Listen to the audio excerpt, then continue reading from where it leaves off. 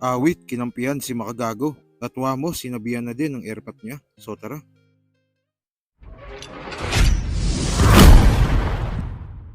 Dahil nga sa segment ni Wamos na pass or collab, naging dahilan ito para dumami na naman ang mga bashers niya.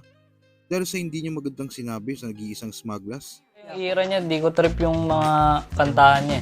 Bakit? Wala masyadong mabilis kahit yung mga R&B niya. Kung napakinggan ko yung mga kanta niya, okay naman, kaya lang hindi ko na siguro palilugi-luguyin kung ano, pas ako dyan. Kasi ano, yung mga kanta kasi ni Smaglas, mabibilis. Mabibilis Kumbaga, siya, parang hindi niya Hindi maintindihan. maiintindihan ng mga tao, hindi sila nakaka-relate. Yung iba kanya kasi mga kanta na pinakikinggan ko, hindi ko siya talaga ma-appreciate eh.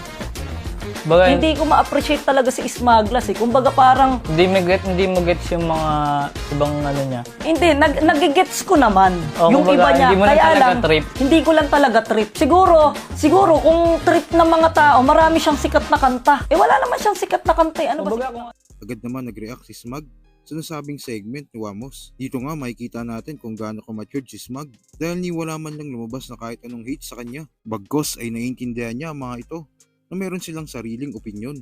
Yung mga kantahan niya. Bakit? Wala masyadong mabilis kahit yung mga R&B niya. Hindi ko trip. Ako napakinggan ko yung mga kanta niya, okay naman. Kaya lang, hindi ko na siguro palilugi-luguyin kung ano, pas ako dyan. Kasi ano, yung mga kanta kasi ni Smaglas, mabibilis. Mabibilis Kumbaga, siya, parang hindi niya hindi maintindihan. maiintindihan ng mga tao, hindi sila Ako, sa akin okay lang. Walang problema sa akin yan kasi opinion nila yan eh. Kumbaga, kanya-kanya namang style yan eh. Iba-iba lang estilo, bawat rapper, iba-iba yung trademark. Pero kasi sa akin, yung ganyan na parang sasabihin nila na parang pangit ba? Or parang hindi masasabing skill na ano. Kumbaga para sa akin, ang nababastos. Ang masasabi ko lang dyan, opinion yan, okay, re-respeto ko. Pero, sana naging sensitive din kayo. Kasi, hindi ko siya talaga ma-appreciate eh. cut na. Baga, Hindi ko ma-appreciate talaga si Smaglas eh. Kumbaga parang, hindi mo gets yung mga ibang ano niya. hindi, nagigets ko naman. Yung kumbaga, iba niya. Hindi natatapos sa isang level. Maraming level kasi yan. Di ba? Saka iba-ibang marketo yan eh. Hindi naman natin na you can please everybody, di ba? Kumbaga may kanya-kanyang ano yan. Naintindihan ko na hindi niya nagigets yung Na ano. kanta. Eh wala naman siyang sikat na kanta eh. Ano ba Kumbaga sikat kung na ano kanta siya niya? yung lumabas, ganun pa rin kasi siya ngayon eh. Kaya Oo, parang, sumikat siya sa flip-top. Pero dun sa kaya sana maintindihan niyo. Smaglas, makapanood ka man nito eh. Huwag ka magalit sa amin. baga opinion lang. Opinion lang. Pero ako sa Opinion nila yan eh. Kailangan natin na respeto. Ako, lalong-lalo na ako kasi wala naman kami masamang tinapay niya. Pero kabaligtaran nga ang ginawa ni MG, aka Makagago. Dahil tiniran niya talaga si Wamos at pinuri naman si Smag. Sabi po ni Wamos, hindi daw niya ma-appreciate si Smaglas. At ang akala po ni Wamos, mga kahombre ko, si Smaglas ay sumikat lang dahil sa flip top. At ang galing ni Wamos, siya po ang the biggest rap analyst of them all. Ha? Tandaan nyo, siya pinakamatindi sa rap industry. Imagine niyo, hindi niya po ma-distinguish yung flip top sa freestyle battle. Sabi niya, nakilala lang daw si Smaglas dahil sa pag-flip top.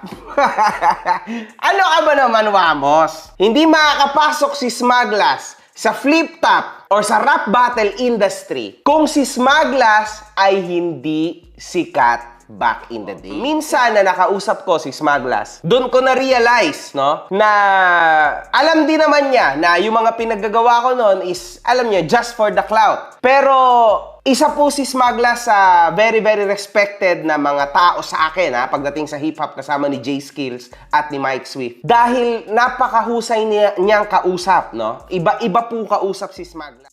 Kahit nga ang kapatid ni Wamos na si Awit ay hindi din nagustuhan ng ginawa ng dalawa niyang kapatid at kinampihan pa nga nito si MG.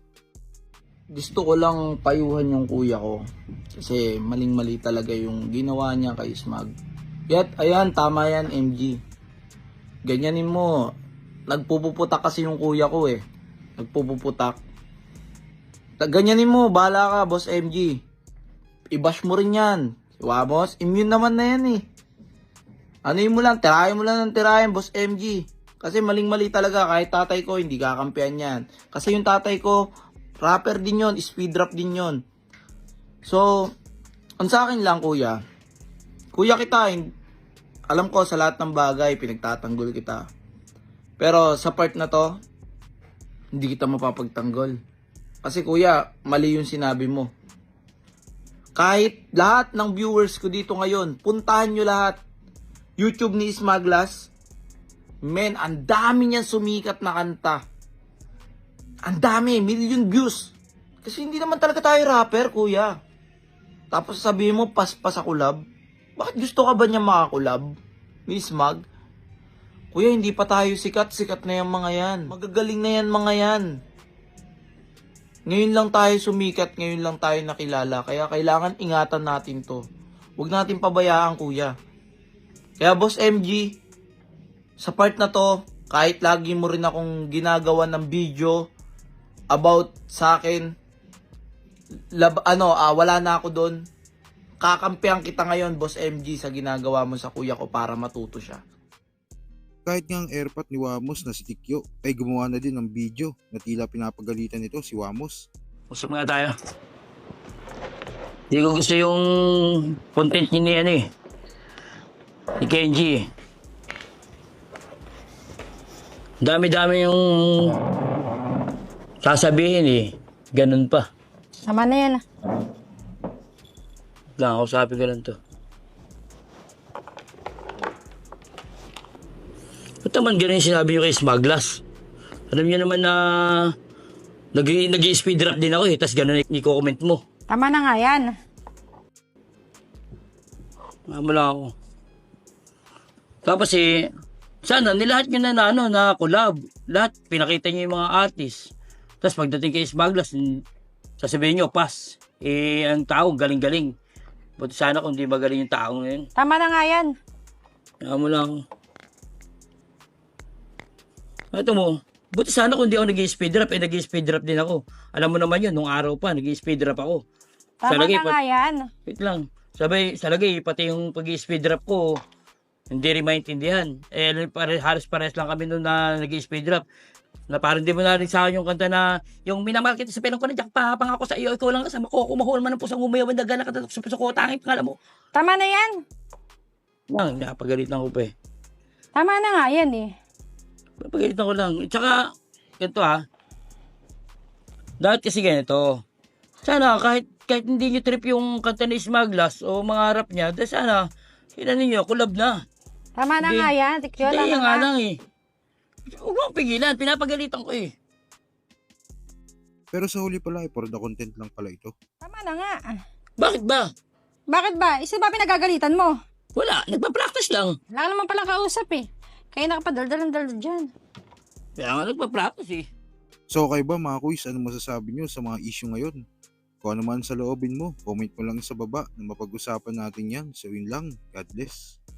Kumbaga, nagharap ka naman na dati. Tapos yung gumawa ko ng content para kay Smaglas sa kay Wamos, na pinagagalitan ko si Wamos. Ito nga, nag-viral siya. So ang nangyari, hindi na nga ako sumakay dun sa para partirahin si Smaglas. Kasi ano karapatan ko partirahin si Smaglas? Kasi magaling si Smaglas eh. At saka tropa yan eh. Tropa ko si Smaglas. Noon pa, nung natira pa yun sa Kainta eh. Tropa.